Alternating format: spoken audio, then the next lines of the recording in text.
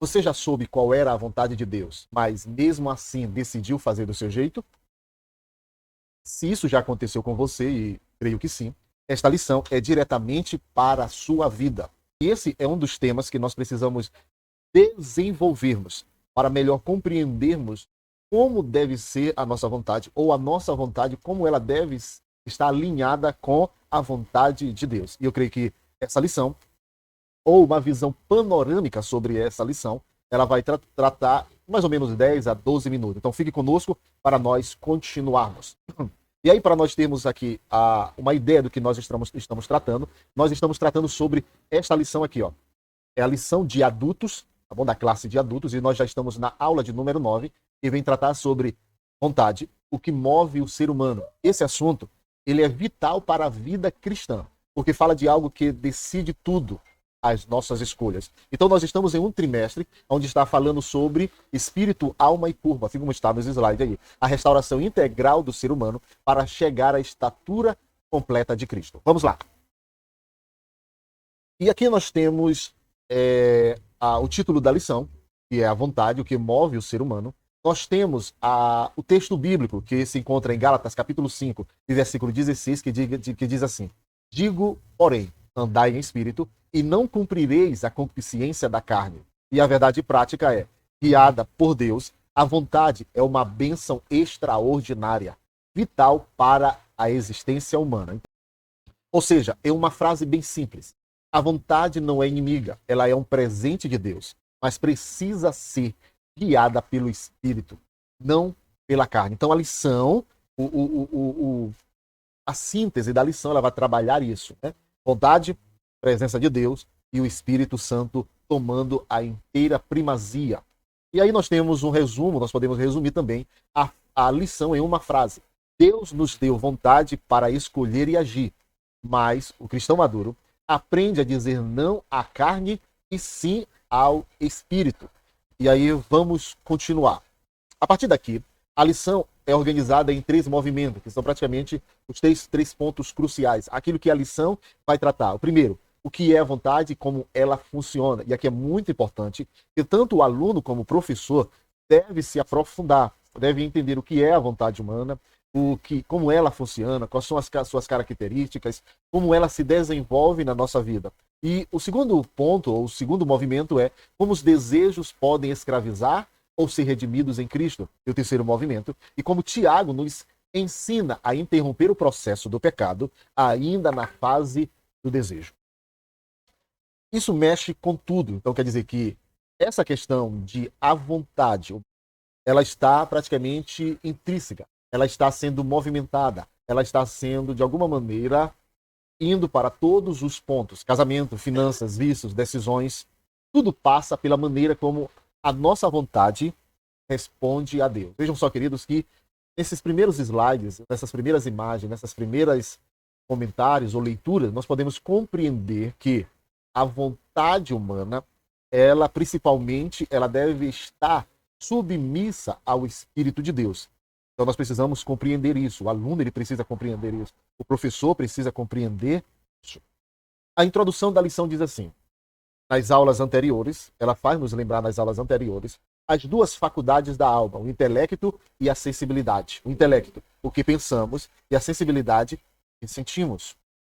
Agora, a lição ela vai mostrar que pensar, agir, desejar fazem parte de sentir, fazem parte de um mesmo processo. Aquilo que eu penso pode mexer com o que eu sinto. E o que eu sinto pode virar um desejo. E esse desejo, se não for tratado, vai empurrar a minha vontade para uma ação, boa ou ruim. E é por isso que nós devemos enfatizar a importância de nós sermos guiados pelo Espírito Santo, de ter uma vida espiritual, autêntica e madura. Está sobre as rédeas e a vontade de Deus. A pergunta é: minha vontade está sendo moldada pela palavra de Deus ou pelos meus próprios desejos? Veja agora a importância da palavra de Deus nesse contexto, nesses desafios, nessa peregrinação. Quer dizer, a palavra de Deus ela tem uma importância extraordinária. Ela é viva, né? Então ela tem esse poder também de nos ajudar. O ponto 1 da lição: vontade, motivação e ação. O primeiro tópico fala sobre a definição de vontade. A lição explica que vontade é a nossa capacidade de desejar, querer, escolher e agir. Vejam só, uma das ideias, ou aquilo que está inserido dentro da vontade, é esse desejo, é esse querer, a opção e a capacidade de escolher e a capacidade de agir. Veja o que é a vontade, o poder da vontade ela tem. Se ela não for guiada, queridos, pelo Espírito Santo, pautada na palavra de Deus, com uma vida espiritual autêntica e madura, praticamente essa vontade, ela pode enveredar pelo caminho da carnalidade, pelo caminho que não agrada a Deus, pelo caminho que nos separa de Deus. É por isso que devemos estar sempre buscando ser direcionados pelo Espírito de Deus. É a nossa motivação interna. É aquilo que nos guia, é aquilo que nos faz decidir. Você sabe que muitas vezes nós sentimos vontade de ir, de vir, de fazer algo ou não. Então está na capacidade nossa de agir, reagir e fazermos isso. Ela nos mostra também como funciona o processo. Um pensamento pode virar um sentimento, o sentimento pode gerar desejo, e o desejo pode se transformar em uma ação. Tudo começa, querido, dentro do aspecto da vontade. Então, a vontade, ela vai desenvolver a ação a partir de alguns sinais que o contexto ao redor pode transmitir a nós. Sentimento, desejo e, por fim, a ação. E aqui nós temos um exemplo bem claro, né? Eva no Éden é um exemplo. Ela ouviu, pensou, sentiu e desejou. E por fim, comeu do fruto proibido. Por fim, ela decidiu. Por fim, a vontade de fazer aquilo foi maior. Então, a vontade, querido, ela está no campo neutro. Se a minha vida carnal, ela está mais sendo alimentada, mais forte, a minha vontade vai se submeter a ela. Porém, se a minha vida espiritual, ela estiver crescendo, se desenvolvendo, pautada na palavra de Deus, pautada no nosso relacionamento com Deus, na oração, na adoração, no se congregar, no jejum. Então a vontade de Deus, ela vai ser guiada pelo Espírito de Deus para fazermos coisas que agradam a Deus. E a lição mostra ainda a fraqueza da vontade em ação. Quer dizer, fracos, a carne domina e aí nós somos arrastados a fazer a vontade daquele que está dominando a nossa vida. Ele sabia o que era certo, mas mesmo assim escolheu o errado. Vejam só, querido, como isso é muito importante nós entendermos isso. Uma aplicação rápida. Muitas vezes nós não pecamos por ignorância, mas por vontade fraca.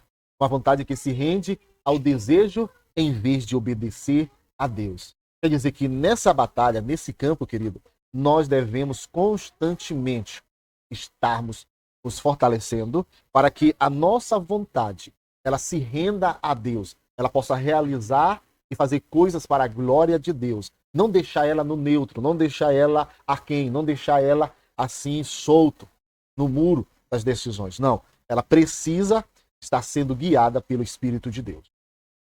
O ponto 2 da lição vai falar sobre desejos, da escravidão à redenção. O segundo tópico mostra o perigo dos desejos sem controle. Primeiro, ele lembra o povo de Israel no deserto. Deus tinha libertado com mão forte, mas o povo vivia com saudade das comidas do Egito e acabou se tornando escravo dos próprios desejos. Então você vê como esses desejos dominaram a vontade do povo de Israel. Hein? Vamos lá. E aí o resultado? Deus atendeu alguns desejos, mas a alma deles foi definhando. Veio disciplina, juízo e morte. Depois, a lição ela vai também trazer isso para a nossa realidade, para a era cristã. Cristo venceu o pecado e nos dá poder para vencer. Mas enquanto estivermos neste corpo, a luta continua. A carne cobiça contra o espírito e o espírito contra a carne. Você encontra essa referência em Gálatas capítulo 5, versículo 17. A grande questão é, a minha vontade está se alinhando com a carne ou com o espírito? Aquilo que eu quero fazer, aquilo que eu quero realizar, a maneira como eu quero agir, ela está sendo alinhada, ela está sendo desenvolvida pela carne ou pelo espírito? Quem está dominando a nossa vontade? E o cristão redimido, com a nova natureza, é chamado a inclinar-se para as coisas do espírito, mortificar a carne e frutificar no espírito. Vejam só, querido, que eu não estou me aprofundando nos assuntos, e aí estou dando apenas as diretrizes para que de alguma maneira, tanto o aluno como o professor possa se aprofundar. E os desejos não somem quando aceitamos a Cristo. Mas agora nós temos o poder para dizer: não vou obedecer à carne, vou obedecer o Espírito. Isso é uma aplicação. A gente precisa aplicar isso na nossa vida. A gente precisa entender que a partir do momento que nós tivemos um encontro real com Cristo, a carne, o pecado, a natureza pecaminosa não nos domina mais. Agora, quem nos domina e quem deve nos dominar é a natureza de Cristo, é o Espírito Santo de Deus. Mas para que isso aconteça, eu preciso fazer a minha parte no meu desenvolvimento espiritual. Não é no meu desenvolvimento da salvação, mas no meu desenvolvimento espiritual. Leitura, oração, jejum, se consagrar, adorar a Deus, louvar a Deus, fazer coisas que, de alguma maneira, vai me edificar e fazer eu crescer. O ponto 3, que seria já o último ponto, vai falar sobre o ensino sobre os desejos em Tiago. O terceiro tópico entra em Tiago, capítulo 1, dos versículos 14 e 15, que explica o processo da tentação. Vejam só como esse processo acontece. Cada um é tentado pela própria concupiscência, esse desejo carnal, o desejo que muitas vezes quer reinar. O desejo atrai e engana. Depois que o desejo é concebido, ele dá à luz o pecado. E o pecado gera a morte. Veja que Tiago ele vai trazer esse processo. Ele vai dizer como nós somos tentados. E como, a partir dessa tentação, os desejos carnais estão afloridos, estão reinando. Então a nossa vontade acaba sendo arrastada e levada para nós pecarmos contra Deus.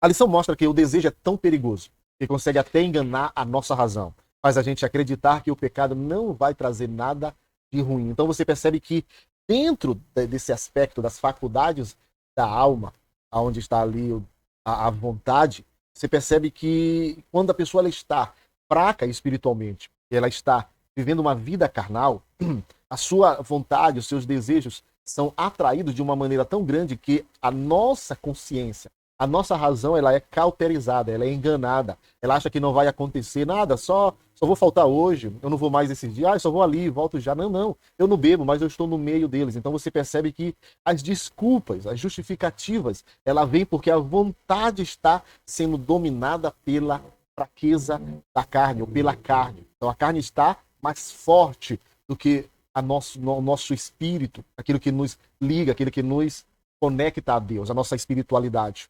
Então nós não conseguimos mais ler a Bíblia, nós não conseguimos mais nos congregar, nós não conseguimos mais adorar, nós não conseguimos mais estudar, meditar, servir ao Senhor. Por isso, não basta só vigiar pensamentos. É preciso aprender a interromper desejos antes que eles se tornem decisões. E precisamos meditar muito nisso. Se aprofunde, meu querido.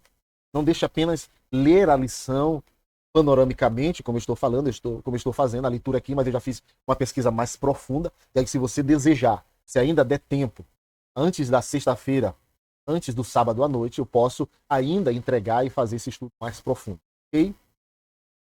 Jesus nos ensinou a orar. Não nos deixes cair em tentação.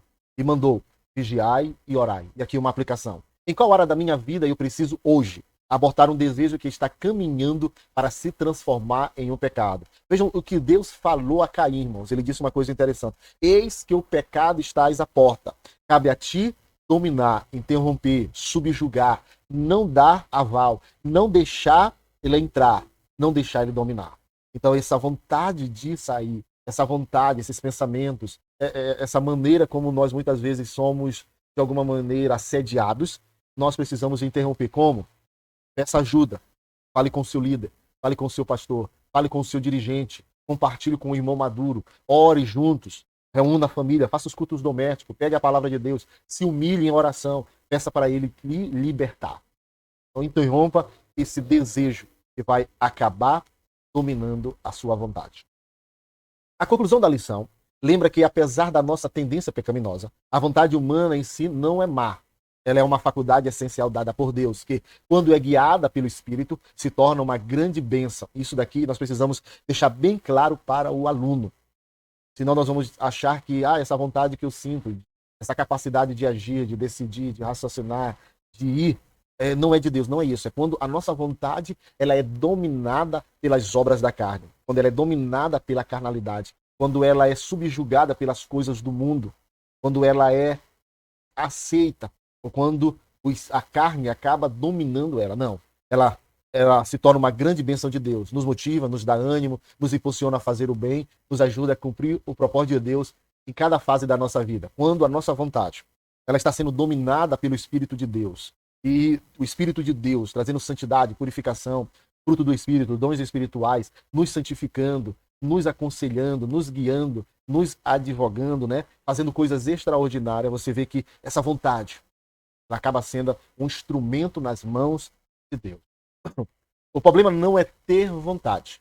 O problema é ter uma vontade solta, sem direção de Deus. Vejam só, queridos. Esse não é o problema. O problema é quando a nossa vontade ela está sendo guiada pela nossa natureza pecaminosa, ou pela natureza pecaminosa, ou pela nossa vida espiritual fraca, ou pela nossa vida carnal forte. Aí não tem como. Aí vai reinar somente o erro e o pecado. Ok? Então, para fechar essa visão panorâmica da lição, vontade, o que move o ser humano, fica uma pergunta muito simples e muito séria. Nas minhas decisões do dia a dia, eu tenho escolhido agradar a Deus ou satisfazer a mim mesmo? Então fica essa pergunta para nós refletirmos, para nós nos avaliarmos, fazermos uma introspecção e vermos como nós estamos diante de Deus. Então, até o próximo vídeo. Fique com Deus. E essa foi apenas uma leitura panorâmica da lição de adultos, aula de número 9. Que Deus em Cristo vos abençoe. Amém.